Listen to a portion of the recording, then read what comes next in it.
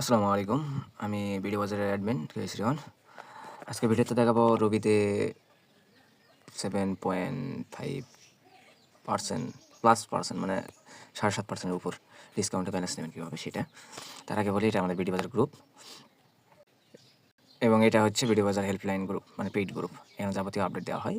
Join করতে হলে স্ক্রিনে দেওয়া নাম্বারে যোগাযোগ করেন। জয়েন ফি 2টা মিলে মাত্র 500 টাকা। আর হেল্পলাইনের ম্যাপ ডিসেম্বর পর্যন্ত। এর সাথে রয়েছে আমাদের অ্যানালাইসিস গ্রুপ, যেখানে আপনারা আনলিমিটেড প্রশ্ন করতে পারেন, ইনশাল্লাহ উত্তর দেওয়া হবে। এর সাথে বিডি বাজার প্রিমিয়াম গ্রুপও রয়েছে। এখন যাই ভিডিওতে। চলে আসবেন রেড কিউবে আইসে একটা নাম্বার দিলাম রবি নাম্বার দিয়ে জি স্টোর ক্লিক করলাম।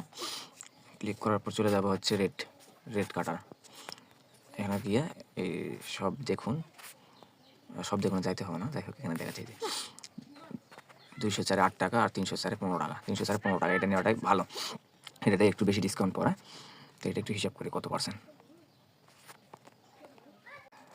15 টাকা ক্যাশব্যাক, 304 টাকা রিচার্জে গুণন 100, অর্থাৎ 4.93% প্লাস হচ্ছে অ্যাড ব্যালেন্সে 2.8%। দুঃখিত, এটা পার্সেন্ট না, 2.8। তাইলে আপনাদের হচ্ছে 7.73%, অর্থাৎ যেটা বলছিলাম 7.5%-এর উপর।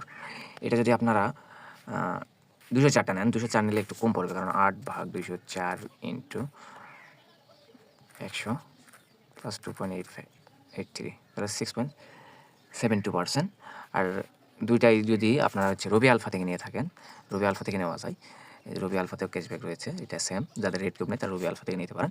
তবে রবি আলফা থেকে নিলে আপনাদের হচ্ছে 1% কম পড়বে, কারণ এতে অ্যাড ব্যালেন্স হচ্ছে 1.8%, আর রেড কিউবের 2.8% ও 1% কম পড়বে। তো এই ছিল ভিডিও। জয়েন করতে অবশ্যই যোগাযোগ করবেন হোয়াটসঅ্যাপে।